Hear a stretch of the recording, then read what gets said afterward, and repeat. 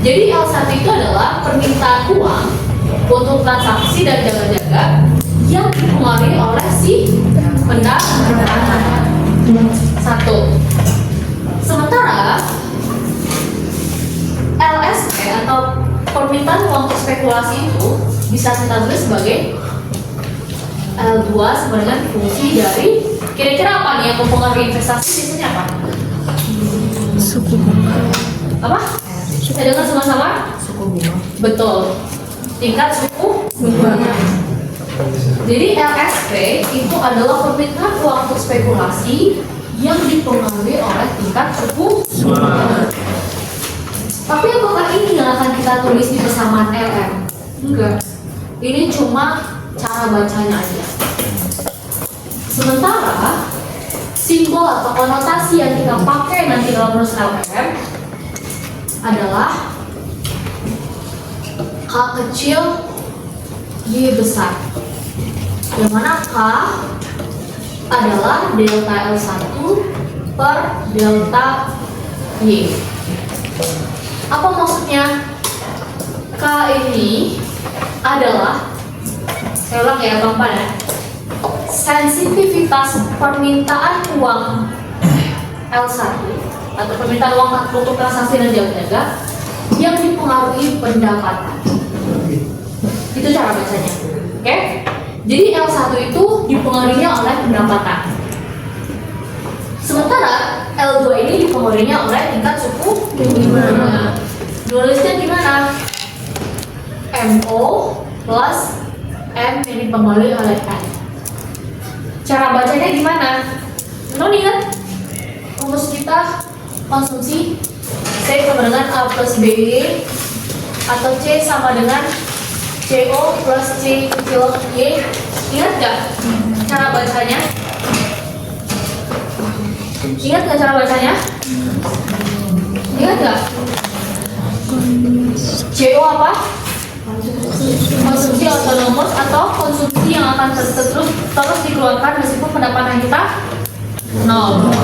Sementara CY adalah Dipengaruhi yang punya. yes, konsumsi yang dipengaruhi dengan pendapatan. Sama juga dengan ini. MO adalah permintaan terhadap uang untuk spekulasi, karena ini L2 ya. Meskipun pendapat tingkat suku bunganya adalah nol. Sementara MR adalah delta L2 per delta R, atau permintaan uang untuk spekulasi yang dipengaruhi oleh suku bunga. Kalau ini yang permintaan konsumsi yang dipengaruhi pendapatan, kalau ini permintaan uang untuk spekulasi yang dipengaruhi untuk suku bunga oleh suku bunga. Nah, yang dipakai di persamaan LM itu adalah ini dia. L1 disebutnya KY, sementara L2 yang dipakai ini MO plus MR. Oke, sekarang kita masukkan ke persamaannya ya teman-teman ya. Berarti L sama dengan L1 nya Y, L kecil Y besar, ditambah L2 nya MO plus MR. Oke? Tapi apakah begini bentuknya? Enggak. Karena kan kita akan bentuknya kayak gini nanti nih. Tapi persiapan, ya kan? Sehingga karena kita mencari LM, kita punya keseimbangan L ini. Yang mana L titik seimbangnya adalah L sama dengan M. Bisa nggak kalau saya tulis kayak gini?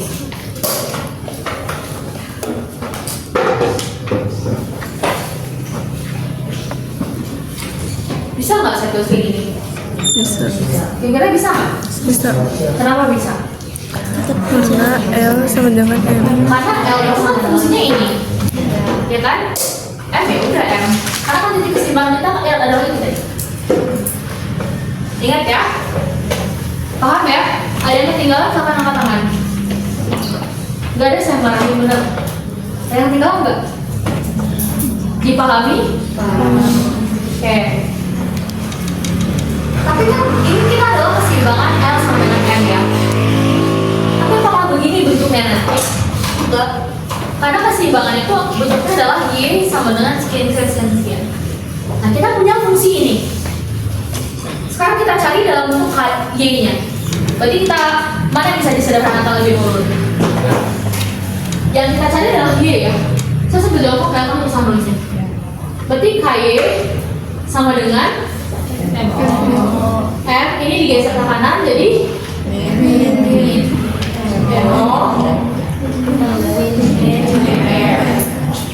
Nah, tapi kayaknya kan masih di sini.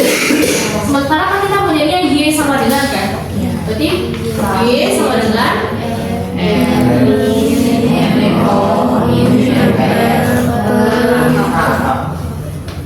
Nah, inilah persamaan, fungsi persamaan LN.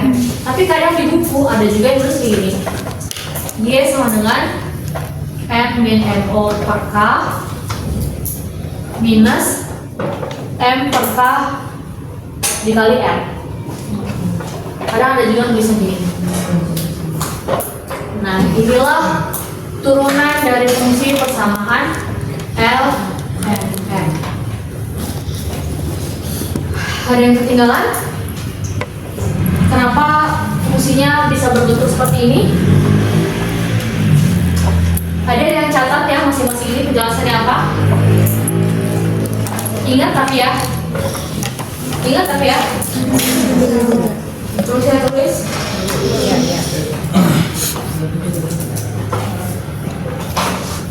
Ini kelasnya sampai jam berapa? 10. Oh, masih sampai jam 11. Tapi kita nggak akan sampai jam 11 kok.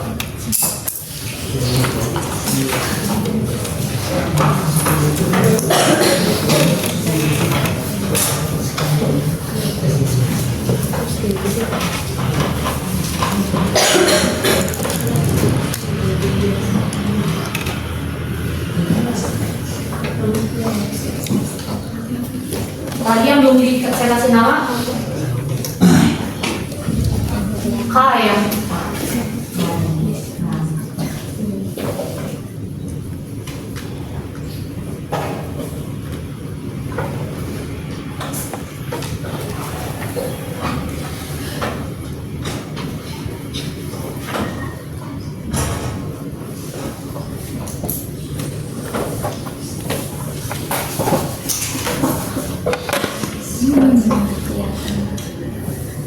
Ini yang M kecil ya, beda ya, ini yang besar, ini yang kecil.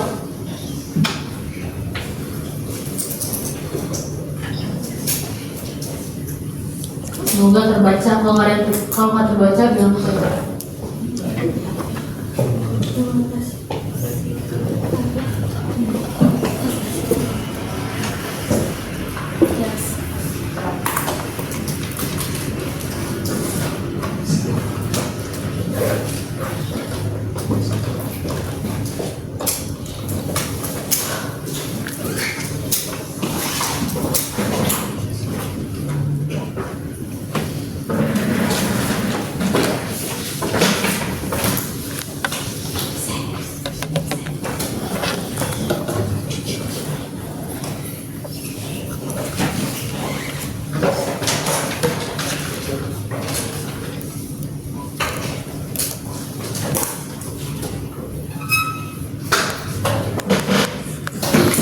Dicatat dulu. Ada yang nggak kebaca? Coba fotoin deh.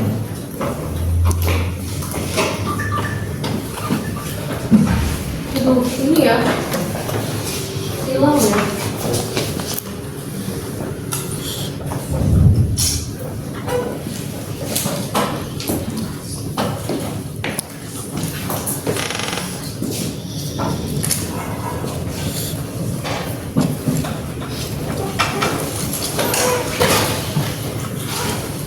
Kelas 3 apa tadi?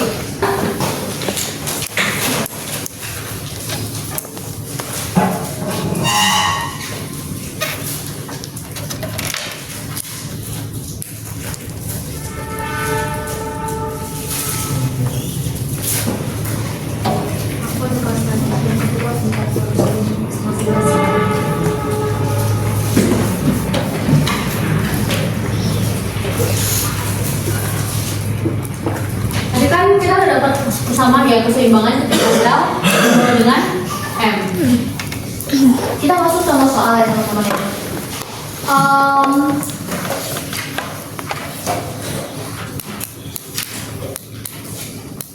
L itu kan sama dengan L1 plus L2.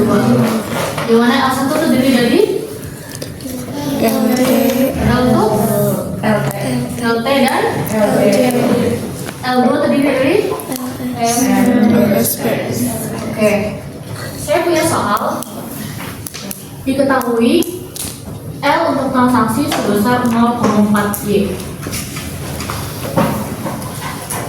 L untuk jaga-jaga sebesar 0,1Y.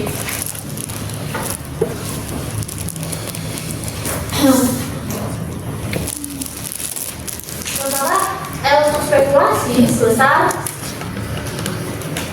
205M dan M-nya sebesar 500. Oke. Mau kita cari sendiri dulu atau cari sama-sama? Hasil sama-sama. Oke, LT kita oh ya. Sebelum saya nulis duluan, coba teman-teman. Berarti ini apa? L1 sama dengan 0,4 ditambah 0,1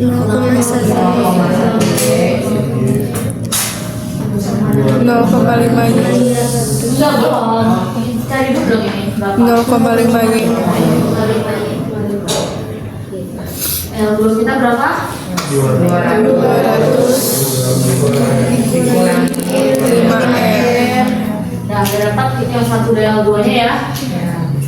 Kita masukin ke L sama dengan M. Berarti 0,5. Terus? Belum dong. Kan betul yang satu. Apa lagi?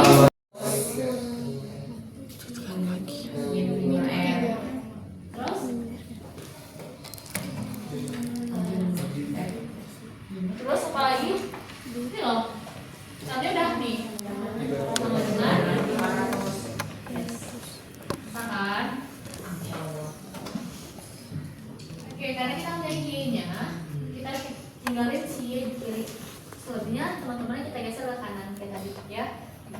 Jadi 0,5 Y sama dengan 500.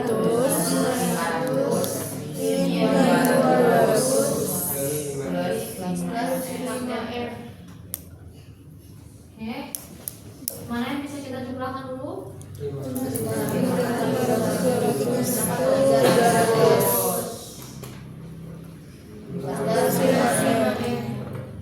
Oke, Y sama dengan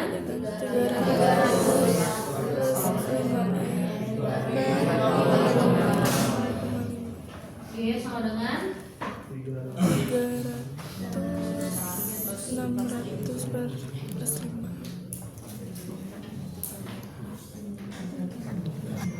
Y sama dengan berapa? 300 bagi 0,5 600 tambah 5R. Ini loh bisa dibagi 5 bagi 0,5 10. 10 R. Nah inilah persamaan LM kita. Ini yang tadi saya tulisnya ya. Tidak tahu ya tadi apa? Udah dapat ya jawabannya ya? Berapa tadi?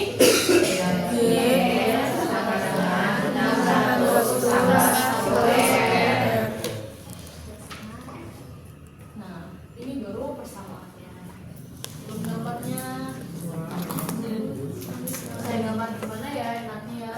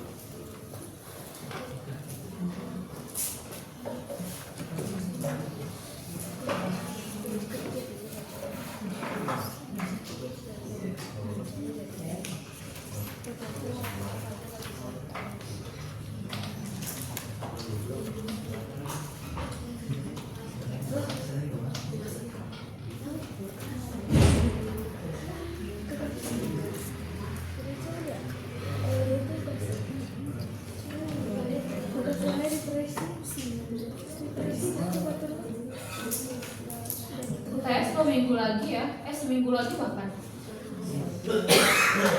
Nanti tolong teman-teman pelajari yang perhitungan PDB yang pernah saya bikin soal tuh. Yang Tika kemarin hari apa yang ngumpulin ya, Tika ya, Rabu ya? Senin. Senin.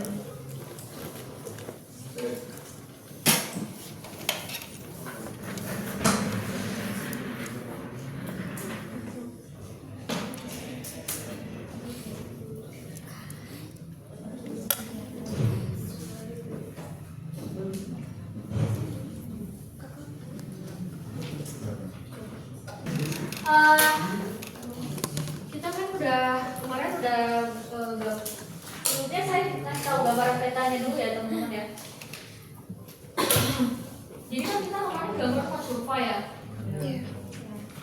Nah ini ada seperti ini kurvanya. Kalau kemarin IS itu dia di sini nih yang kita gambar, ya. Kalau sekarang kita gambarnya lagi ini dulu. Ini IS-nya, ini LR-nya. Itu dari mas kecilnya ya.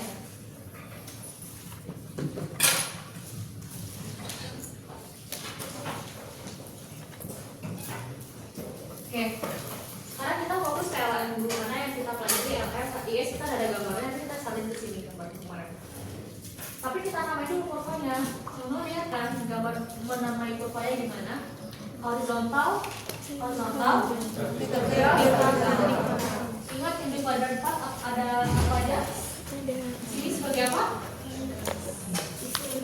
Di kuadran 4 S, R, ini Y. Oke, berarti di sini? Di sini? Sini loh. Oke, sini ada Y, berarti di sini? Di sini? Oke. Kemarin R sama apa? I. Berarti di sini ada? I. Di sini ada? S. Di sini? S. Oke, udah semua IS. Nah, kalau di LR di sini adalah L2. Berarti di sini L2. Di sini ada L1. Berarti di sini L1 juga ya. L1 punya ini ya. Oke. Sekarang kita namai kuadrannya dulu. Ini kurva kuadran 1. Ini kuadran 2.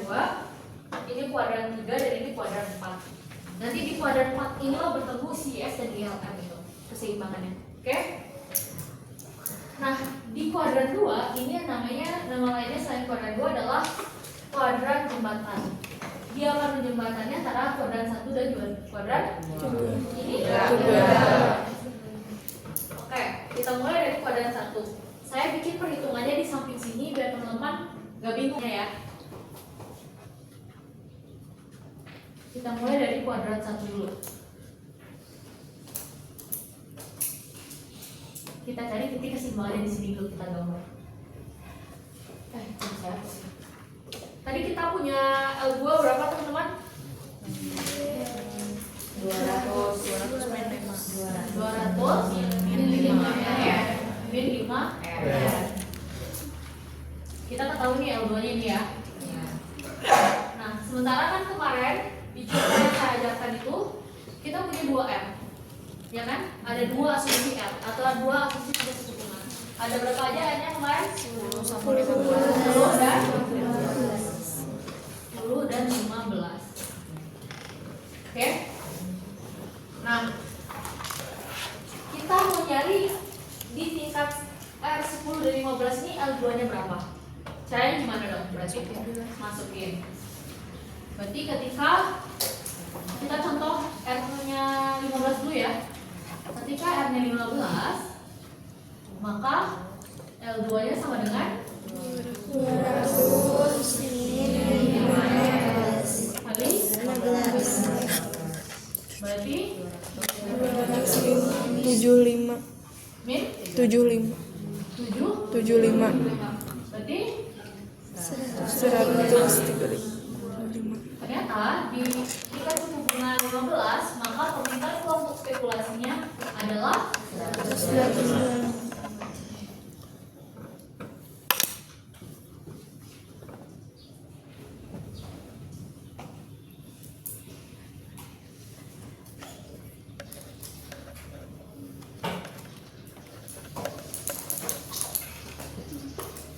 ini titiknya.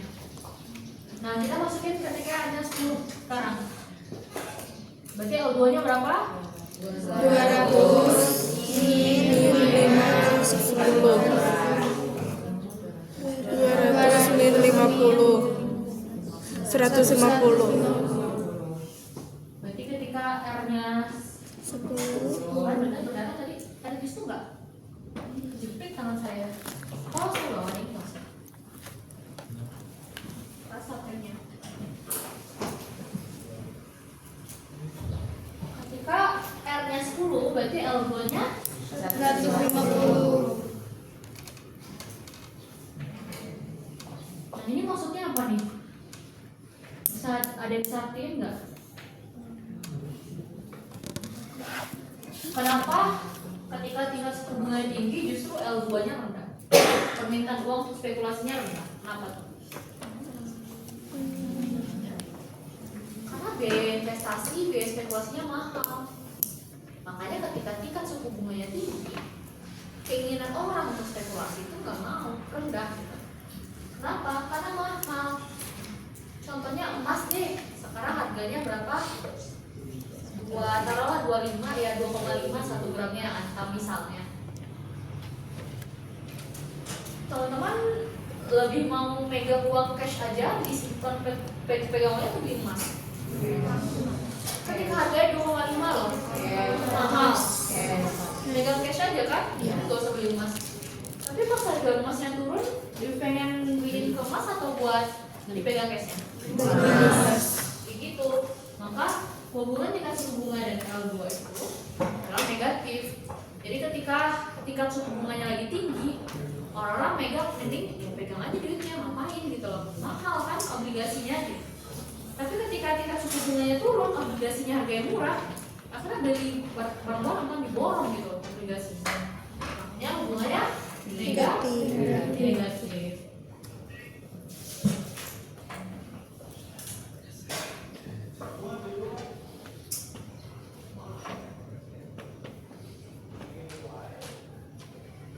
Oke, kita udah tahu L2-nya ada 2 nih ya, 125 dan 120. Karena ini adalah kuadran jembatan, jadi kita tinggal turunin aja.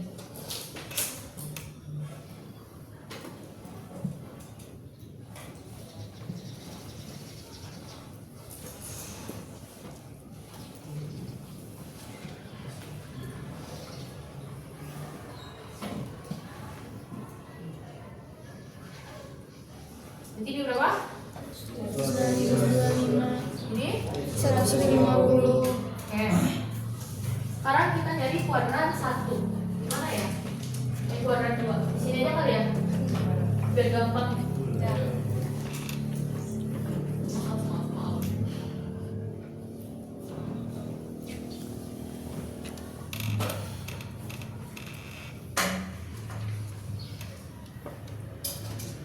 Ini kita bahas kuadran 2 sekarang. Teman-teman ingat nggak tadi persamaan kalau N-nya gimana cara nulisnya? Benar? L1 plus L2 dengan M. Kita kan jadi L1 nih sekarang. Yang kita ketahui siapa sekarang? L2 dan F-nya M 500 tadi ya. Berarti kalau kita nyari L1, L2 nya pindah 2 berarti M min 2. Itu jadi L1 berarti M nya kan 500. L2 yang pertama 125.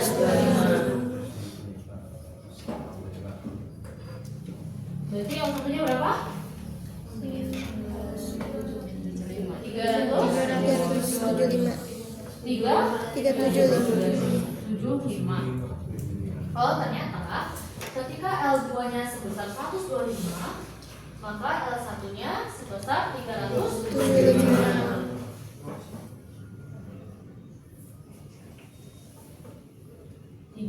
375. Ini titiknya. Sekarang kita cari ketika L2 nya adalah 150. Berarti L1 sama dengan 350. Ada yang ketinggalan? Berarti ketika L2 nya 160, maka L1 nya sebesar 350.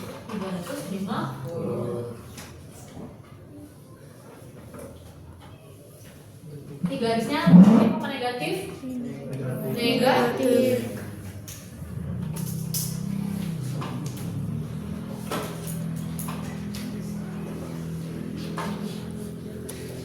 Ingat ya, ini adalah kuadran jembatan. Berarti ini ada L1. Bisa nggak kita tarik ke samping? Bisa.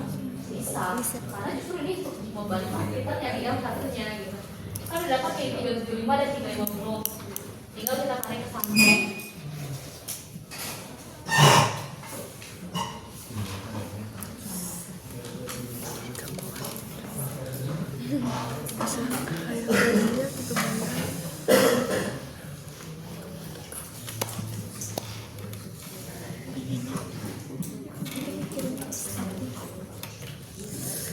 Jadi ini berapa? 375.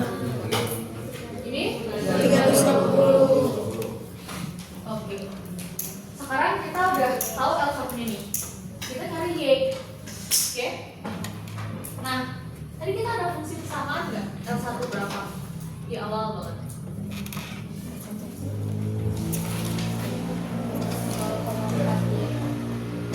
Hah?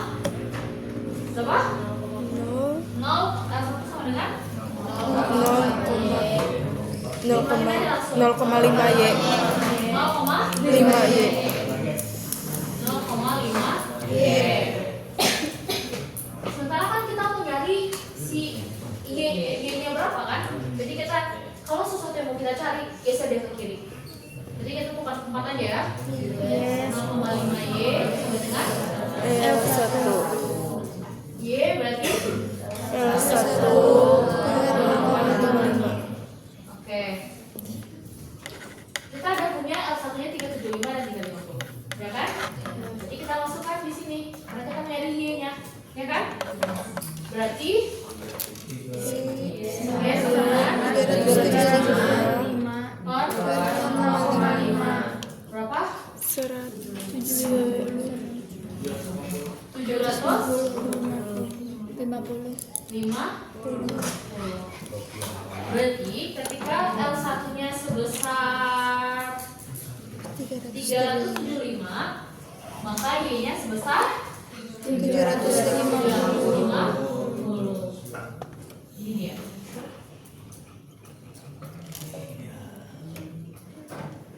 Oke. Sekarang kita cari ketika Y-nya sebesar 300. Berarti 300 per 0,5. 700. Oh, 350.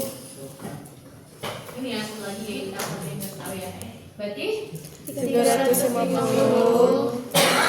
0,5. berarti 700.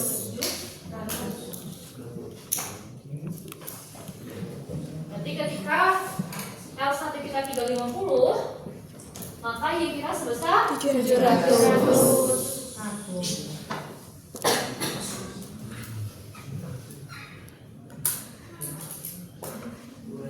Maka positif negatif nih. Positif. Jadi semakin besar pendapatan, maka permintaan kita untuk transaksi dan jaga-jaga semakin tinggi. Kan ini nih, ketika pendapatan 750 nih, 700 L1 kita cuma 350. Tapi ketika naik, kenapa kita 750? L1 kita naik jadi 375.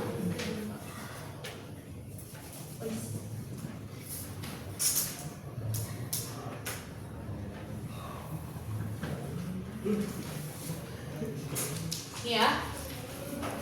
Nah sekarang kita menggambar kuadran 4-nya. Kita punya dua tingkat suku bunga ya, 10 dan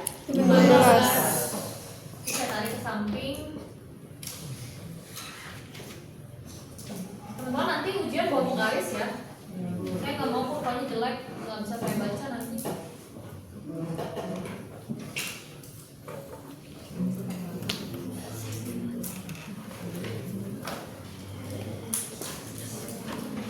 Minimal yang 15 cm lah, nggak apa-apa karena kan cuma di folio gambarnya. Ada tingkat suku bunga 10 dan 15. Sekarang kita bermain di kuadran 4.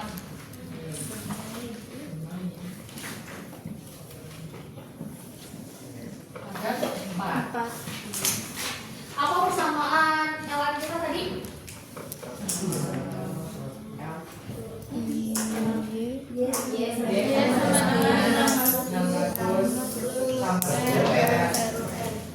Tambah 10R. Oke. Kita punya 2R nih. Tinggal kita masukin. Kita masukin ke R yang 15 dulu deh. Berarti Y sama dengan 600 tambah 115. Y sama dengan 600 ditambah 100. Y sama dengan 750. Jadi ketika tingkat suku bunganya 15, ternyata nih pendapatan kita sebesar 750.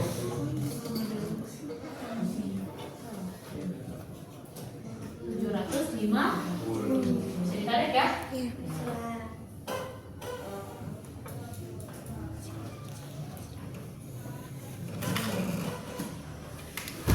Oke. Tadi titiknya di mana? Di sini. Ketika tingkat suku bunga 15, maka pendapatan kita sebesar 750. Sekarang kita pakai R-nya yang 10 nih. Berarti Y sama dengan 600 ditambah 10 kali 10. 600 ditambah 100. 700. Jadi ketika R-nya 10, ternyata pendapatan kita sebesar 700.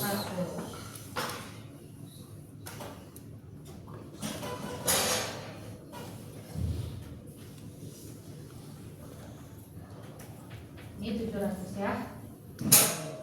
Oke. Ketika 10 maka pendapatan kita sebesar 700. Inilah garis dari kurva 4 atau L. Bentuknya positif. Sesuai dengan konotasinya positif. Nah, sekarang kita salin kuadran IS-nya dulu. Kita kan punya dua titik suku bunga ya. Dua tingkat suku bunga maksud saya. 15 dan 10. Kita gambar dari kuadran. Ini kuadran berapa nih? 3.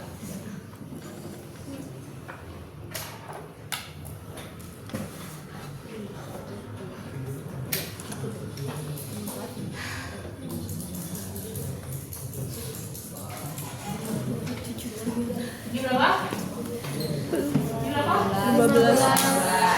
Ini 10. Ingat kemarin ketika tingkat suku bunganya 15, berapa investasi kita? 40. 40.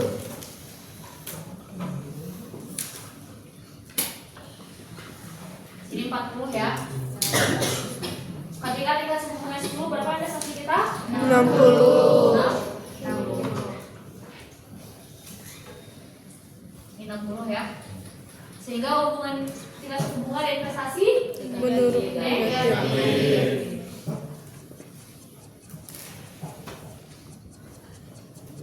Tarik lagi ke atas nih.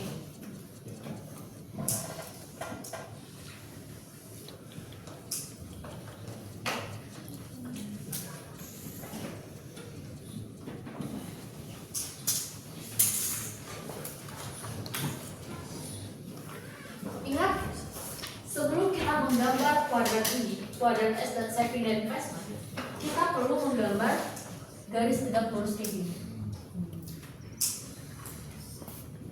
Presisi di sini 45, di sini 45. Tahu nggak kenapa? Kenapa harus seimbang? Karena saving sama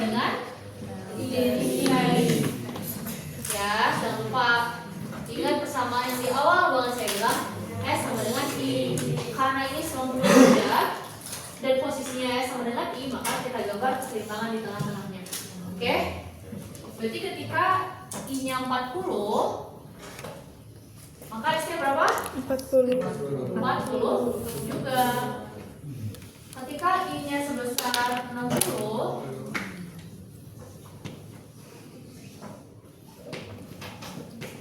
maka S-nya sebesar 60. juga. Nah ya, kita geser ke kanan.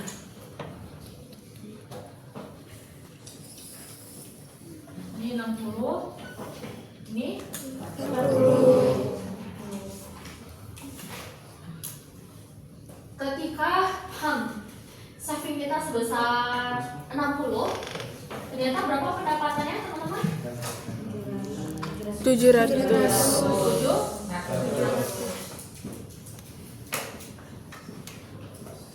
700 ini ya. Iya. Bisa kita tarik ke atas dan ke samping.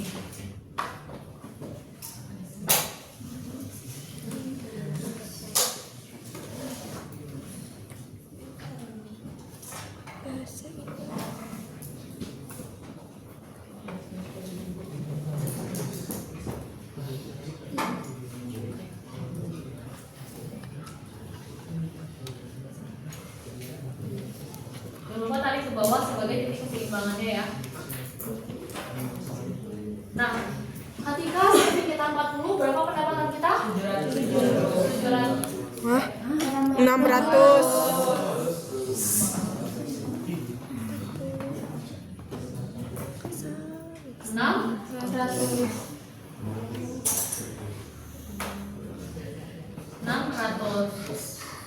Karena kita mencari keseimbangan IS, maka kita tariklah ke bawah. Oke?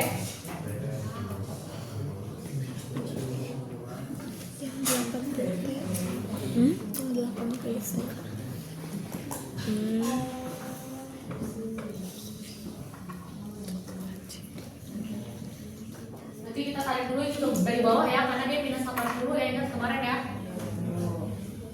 Ini adalah apa keseimbangan S dan I, S dan Y. Maka kemarin teman-teman udah saya ajarin ya keseimbangan IS ya. Ketika tingkat suku bunganya 10, berapa pendapatan kita? Ya udah kita masukin lagi deh, IS tadi berapa? Sama kita IS tadi berapa? Berapa?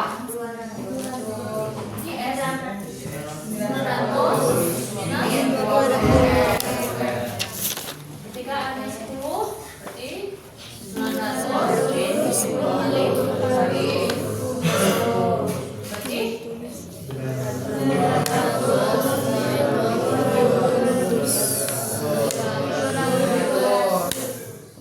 ketika R-nya 10, maka di kita sebesar 700. Inilah titiknya. Oke? Sekarang ketika R-nya 15, berarti 300.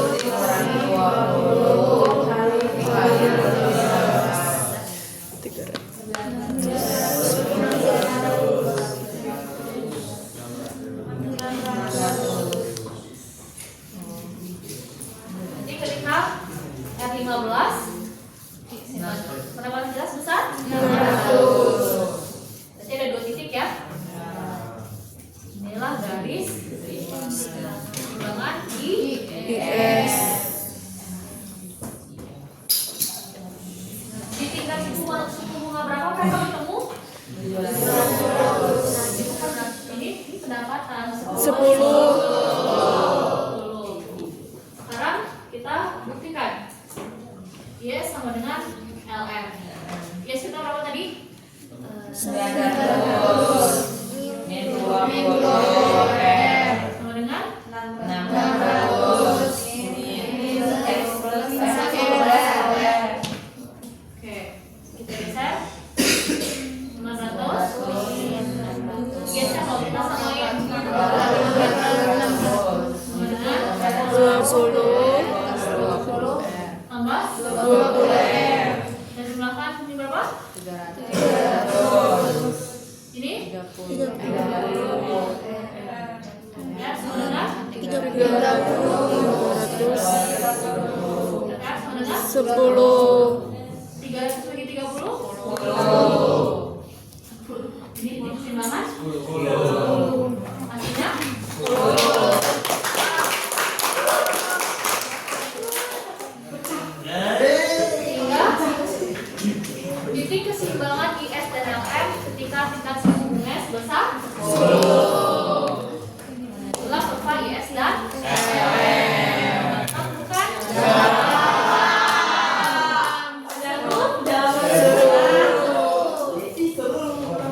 Jadi cara baca kurvanya apa?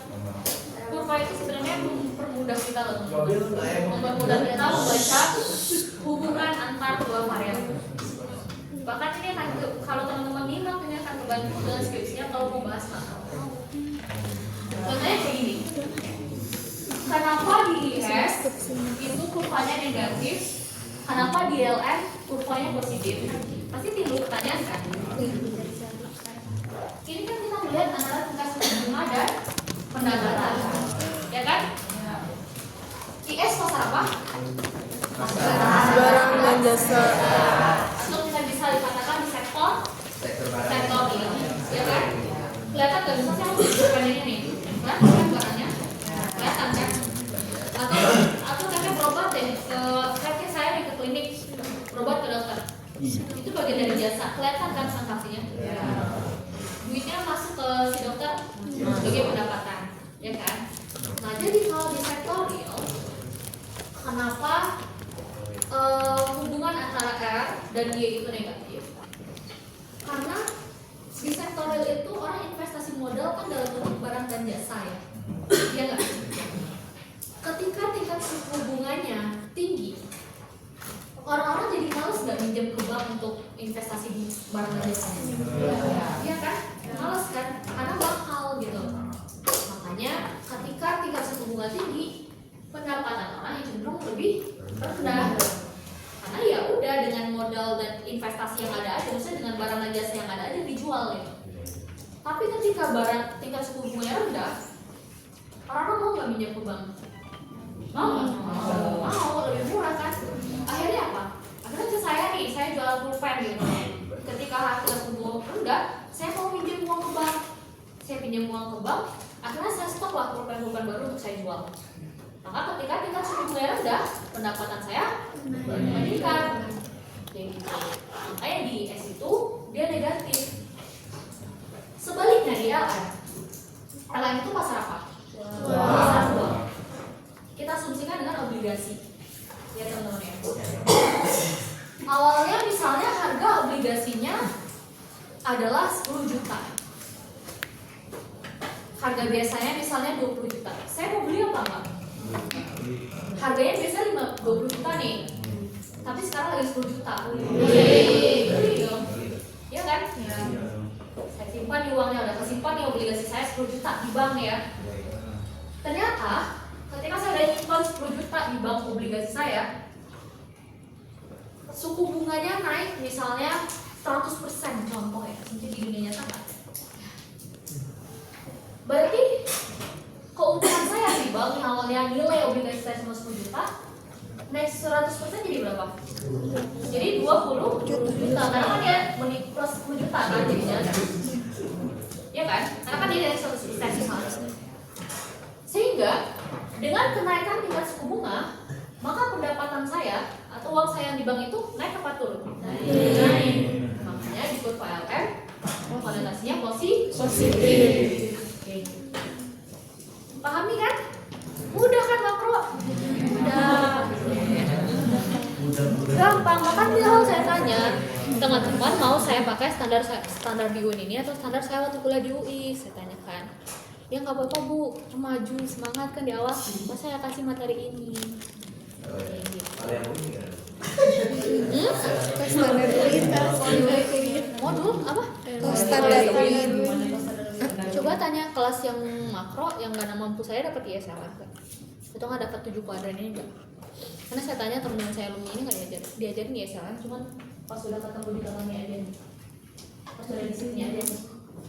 Sementara nggak diajarin penurunannya. Tapi kalau teman-teman paham penurunannya itu kan lebih gampang kita mencari tengah. Gitu. Jadi lihat di YouTube polanya adalah langsung jadi aja, langsung dikasih tahu segini loh gitu loh, dikasih tahu segini loh gitu. Padahal ini tuh kan saya jelaskan tadi turunan rumusnya itu panjang. Jadi saya pengen teman-teman tuh nggak cuma hafal tapi memahami kenapa jangan tiba-tiba ada 900 min 20R, jangan, tapi tahu asal usul 900 min 20R itu dari mana gitu. Tahu LR itu 600 plus 10R itu dari mana turunan rumusnya. Jadi nggak hafal tapi memahami, itu akan diingat bahkan teman-teman nanti udah kerja atau bahkan jadi dosen juga. Ingat saya jelasinnya kayak gini, itu yang saya pengen. Gimana, seru?